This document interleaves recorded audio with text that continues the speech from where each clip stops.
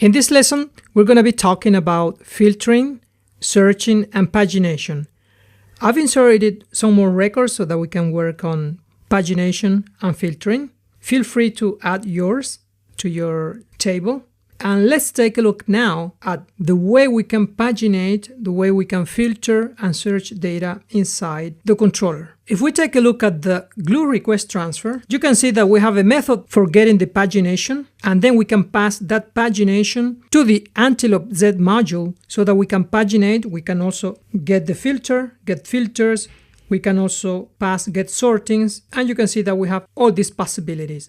So how can we do it? First of all, let's go to the reader, because the reader is the one in charge of making the call here to the Antelope. And as you can see, we have the AntelopeCriteriaTransfer that is empty, but we can populate it. If we just type AntelopeCriteriaTransfer, we can call set pagination, and we can pass the pagination from the GlueRequestTransfer. So GlueRequestTransfer get pagination. We can then call set sorting, and we have to create a sort collection. Let's see how we can do it. Let's just initialize this sort collection with new sort, and we can call GlueRequestTransfer get sortings.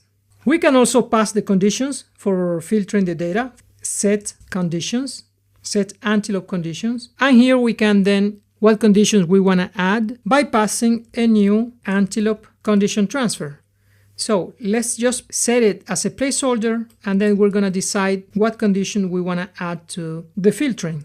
So let's call the variable conditions, and let's pass it here. Of course, it's not enough just to pass these conditions here, like the pagination, the sorting. We also have to manage all those parameters that are passed to get Antelope collection. So here we have to go to the reader, get Antelope collection, and then we're going to be hitting the repository. And here we have to add the logic to manage sorting, pagination, and conditions. So here we have the AntelopeCriteriaTransfer. Let's start by implementing the pagination, and we can verify if we have a pagination in the criteria transfer.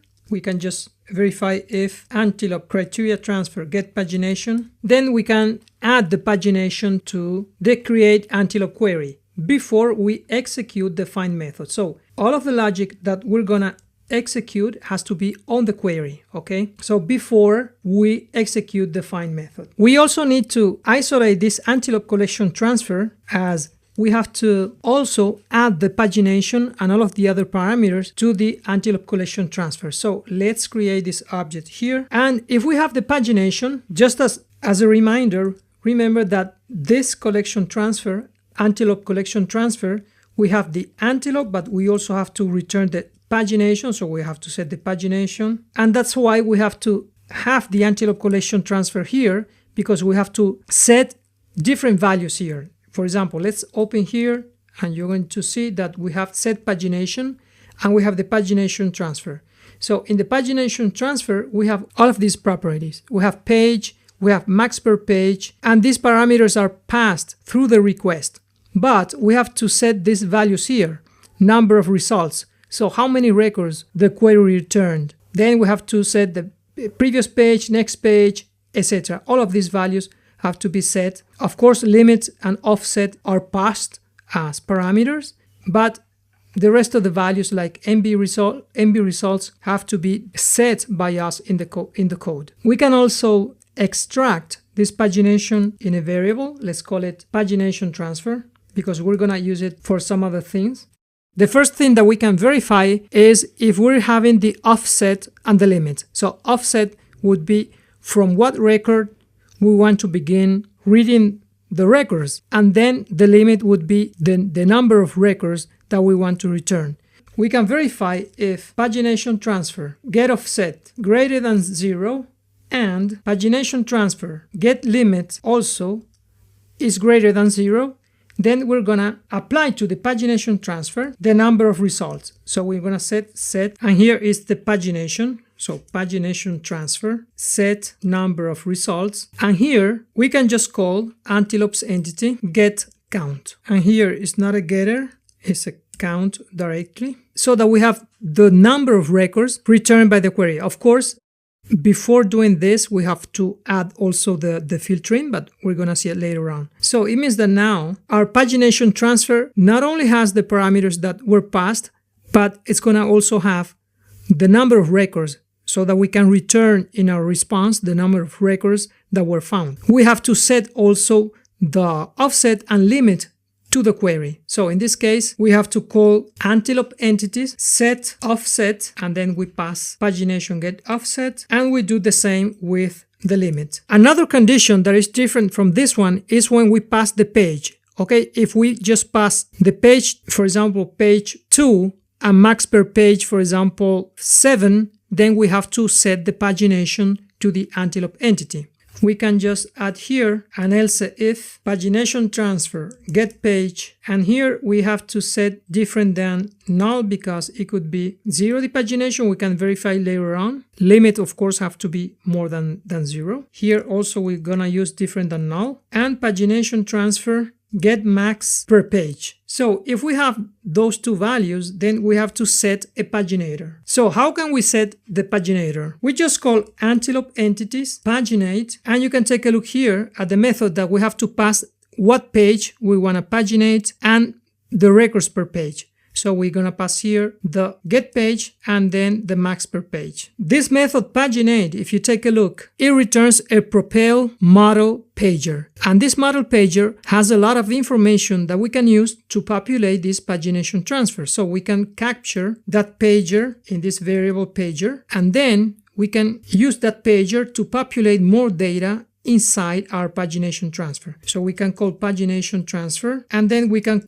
set different results from this pager, like for example MB result pager get results. We can call also set first index and so on. Okay, set last index, set next page, set previous page, and finally we can set the pagination to the Antelope collection transfer. So we can call Antelope collection transfer, set pagination, and then we can call pagination transfer. Okay, so what we can do here is extract. So let's put this line of code outside the if condition, and we could extract all of this logic inside a method. So if we have the pagination, we can get all of this code and then extract it into a method. Then we can call it apply pagination. So let's take a look now, and you can see that we isolate the logic here. In this case, we can even improve this code, because in this if, we can just return, we can just short circuit this condition here and return, because if we have the offset and limit, we don't have the pagination. And then if we get to this part of the code, it means that we should have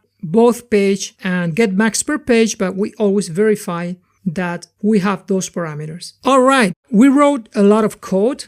It's time to give it a try, and let's try the pagination.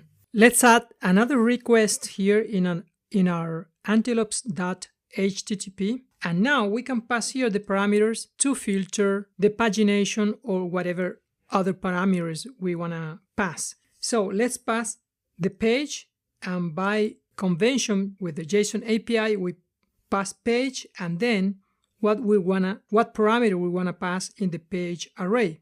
In this case, we're going to pass offset, and let's suppose that we're going to paginate from record 5, and then we can add page limit, and let's start with, for example, 2 records, and let's see if it works. Okay, we've got an error here. Let's take a look. So you can see here that set offset argument 1 must be of type int and string given. So in line 50 of Antelope repository. So let's take a look. So it means that this get offset is returning a string. Let's take a look inside. As you can see, it just returned the offset. There's just the return annotation, returns annotation here, but there isn't any cast.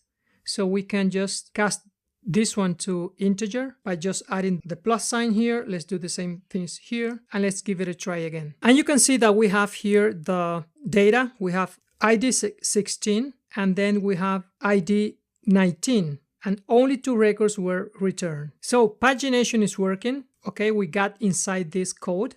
We could set a breakpoint here so that you can see that the code is executed. Let's set a breakpoint, and we can pass this parameter xdebug_session_start as a query parameter, and we can set it equal to PHP Storm. And in that way, we're listening here for connection, debug connections, and we should be able to go into debugging mode. Okay, you can see here that we have the pagination transfer, and you can see all of the parameters. In this case, we have the limit, and as you can see, it is a string, and that's why we had to cast it into integer. And offset also, because these are query parameters, and of course they're passed as a string. So we can step into the code, and you can see that we go inside the pagination, we get the offset, we get the limit, and then we get the counting of the query. We get the limit, and you can see, and then we return, and then we set the pagination to the Antelope collection.